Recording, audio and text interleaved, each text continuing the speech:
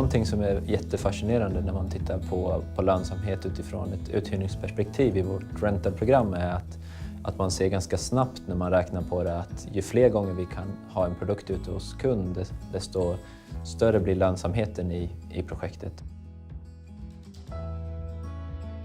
Vi finns ju på 16 exportmarknader idag och är 45 anställda. Det går jättebra, vi växer i väldigt kraftfull takt. Och det är inte bara för att vi jobbar hållbart, men för att vi gör produkter som speglar liksom den här viljan att göra bra grejer och sen också gör det på ett hållbart sätt. Och innoverar kring det hela tiden.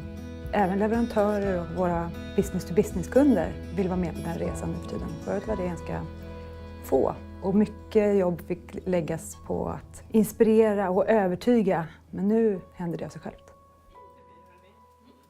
Frågan kring pris blir alltid väldigt intressant när man tittar på våra produkter. För oss handlar det om att man förstår kostnaden i en produkt. Att man förstår vem det är som har fått betala på vägen och vem som har fått betalt. Hela vägen från värdekedjan och till slutanvändare så är det viktigt att vi har en transparens däremellan så att man ser att det är den här suppliern som har tagit fram det här materialet och under de här förhållandena så att man vet att alla människor på vägen också har haft det bra och har levt under samma schyssta villkor som vi lever under. En stor del i vårt arbete utifrån ett leverantörsled och en supplier base handlar om den relationsbyggnaden som vi gör mellan oss.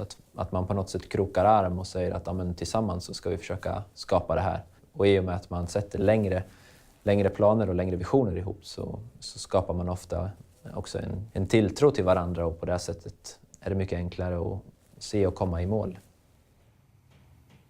I och med att vi också producerar i Europa så har vi mycket enklare att ta oss till leverantörerna och fabrikerna och på så sätt i och med att vi säljer mest i Europa och Sverige och Norge framförallt så har vi också möjlighet till att hålla ner utsläppen i våra transporter.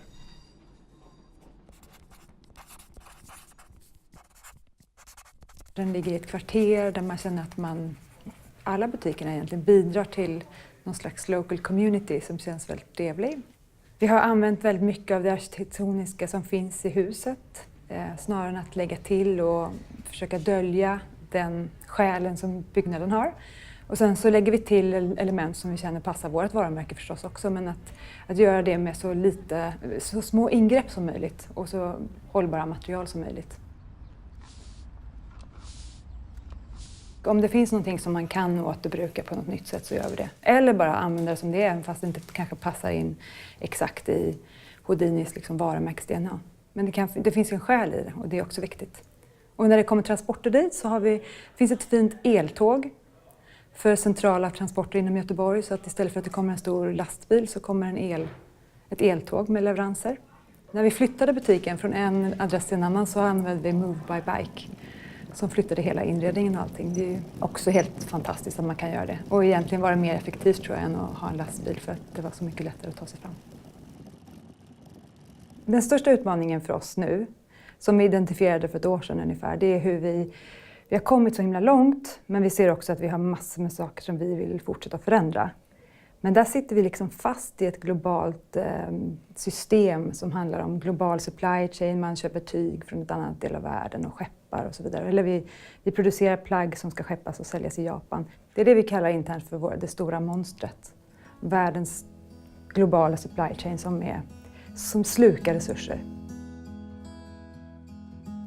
Vi är fast i ett system och ser att vi sakta men säkert nu tar oss ur det systemet och bygger parallellt med att ta sig loss från det, bygga ett separat nytt system som är mycket bättre tillsammans med likasinnade.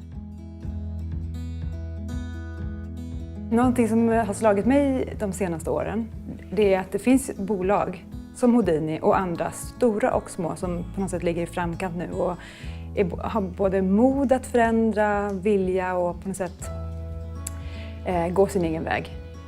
Och nyfikenhet nog att upptäcka saker som kanske inte är konventionella och därmed lösa massa problem och designa saker mycket smartare. Det modet och den nyfikenheten och viljan finns inom bolag i framkant. Men jag tänker att det skulle vara fint om man kunde se samma mod ingjutas i politiken. För att det är fortfarande alldeles för dyrt att göra rätt och det är alldeles för billigt att göra fel. Och det är därför det går så långsamt. Det är för dyrt att göra rätt och för billigt att göra fel.